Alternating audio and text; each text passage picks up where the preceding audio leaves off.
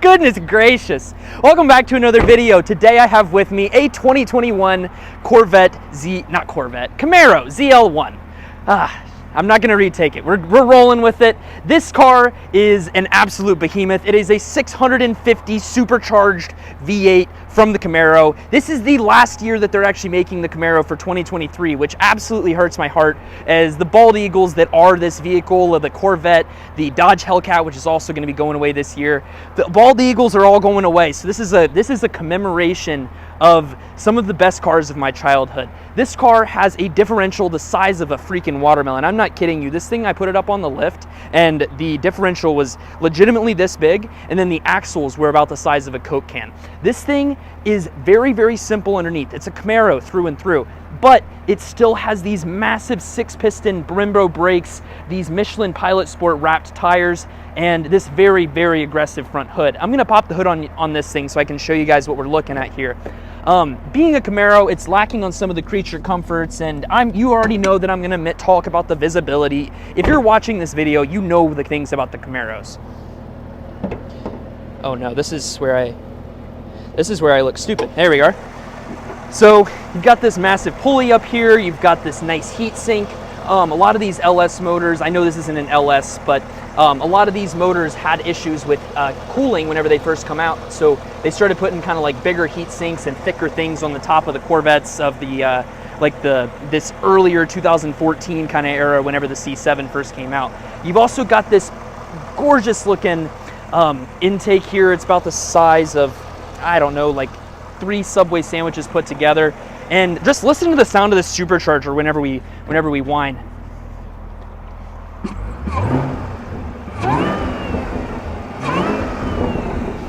Good night. Oh my goodness gracious. 650 horsepower, 650 foot-pounds of torque. This thing just roasts tires as you're kind of going along with it. It's you press your foot to the gas, and as soon as you put it down, it's just starting to wiggle and diggle. And it's just, I absolutely love this car. You guys know that we have to do the trunk test, so I'm going to take you around to the back of the vehicle and keep kind of talking about some beautiful things here. This car has the 22-inch tires, again, Michelin Pilot Sport all seasons, so they're going to be decent in the rain and snow, but you really shouldn't take this thing out in that kind of condition. Just really good looking car in the back. On the back, you have a quad exhaust. It sounds phenomenal, as you heard earlier. We're gonna do some revs. And we've got the factory airbox intake. I really like the cold air, it's nice. I'm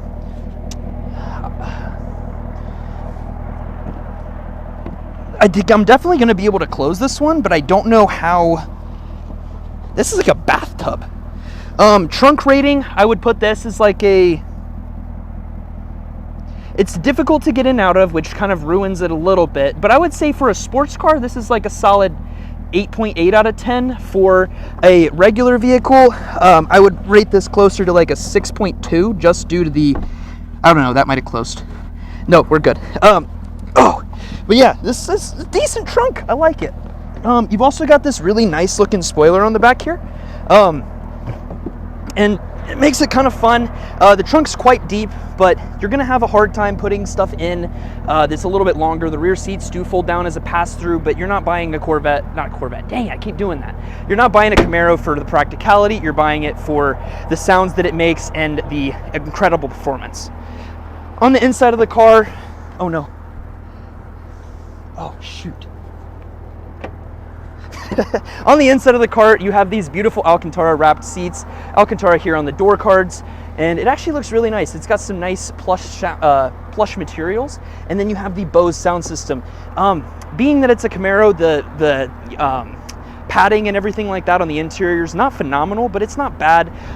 Let's take this thing on a drive. That's what's going to be really fun.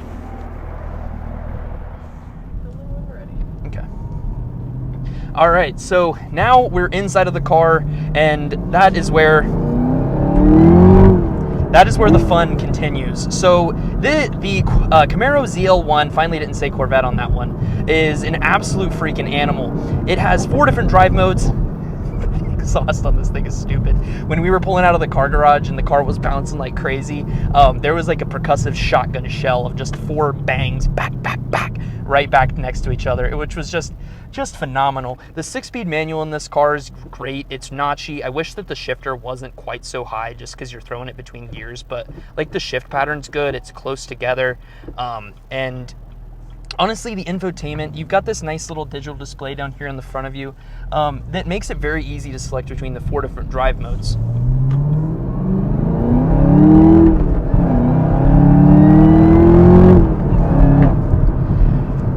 Third gear and you're already breaking the speed limit, only a little bit.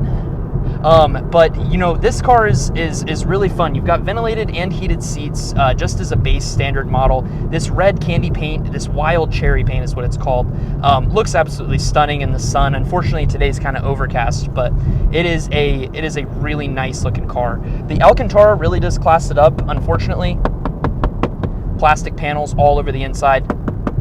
Plastic dash. If I'm spending $67,000 on a car, I would like it to at least have soft touch materials. But this is not, good night.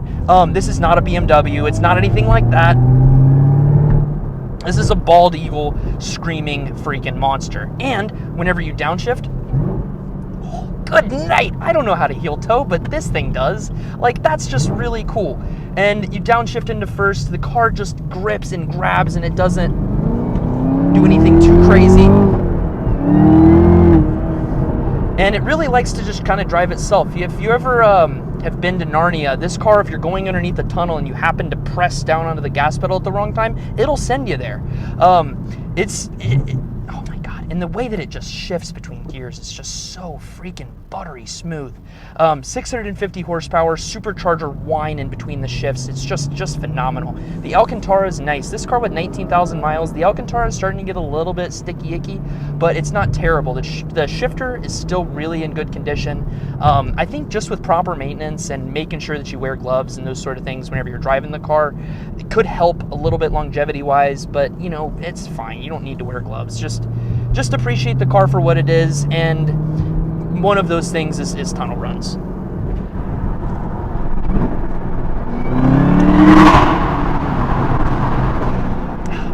God bless America. You know, like driving a lot of these like high-end like German luxury vehicles, you lose that rawness that is American muscle, and this thing just brings it right back into it. The fuel economy is not great. The infotainment, honestly, not bad. It's pretty responsive. You have Apple CarPlay and Android Auto.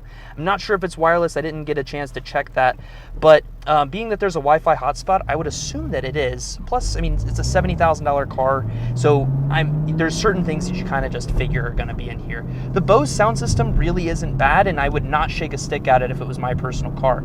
The guy who traded this in actually traded this in on an M5. I just can't stop. The track mode just makes this thing sound so incredibly good. Sorry, there was a guy who just got over in front of me. You've got blind spot monitoring, which does help with the blind spots a little bit. If you didn't have blind spot, I wouldn't particularly want to drive this thing every day, but with blind spot, it's really nice. And then I don't know if I mentioned it, but the heads-up display actually features a tachometer in the front, which actually shows you how many G's you're pulling into a corner, which could help with kind of leveling at high speeds or low speeds to make sure that you're not overdoing it as far as the tires go. And there's actually a shift light that tells you when is the best time to shift for either fuel economy. It'll show green, and then as you get closer to red line, it'll actually have 4 different red lights that pop up and tell you that you're starting to get to that point. Currently, I'm in 3rd gear, and I don't even have to look down to tell me that, and it's actually showing it right there in the heads-up display. The car, quality-wise, on the interior looks nice. The Alcantara is a great touch. I would have liked them to at least put some pleather here, but that's just kind of getting into the nitty-gritty. You don't buy a Camaro because you want it to be plush and luxurious. You buy it because it wants to throw you into a corner, and the traction control is merely a suggestion. Oh my god, I love this car very much. If you guys want to see another beautiful if you want to see another beautiful red car that I reviewed in the previous video, I actually posted it last week. Man. It's just so good. I actually posted a video on a red M8 that's the same color as this one. Check that out in the video description below. But with that said, I am going to end today's video here. Thank you guys so much for watching today's video. Thank you, Jake Sweeney, for allowing me an opportunity to test drive this car. And check me out at BMW Cincinnati North. I'm actually going to put a link to this car where you can purchase it down below if you are interested. Thank you guys so much for watching. Please like and subscribe, and I'll catch you guys next time. Deuces.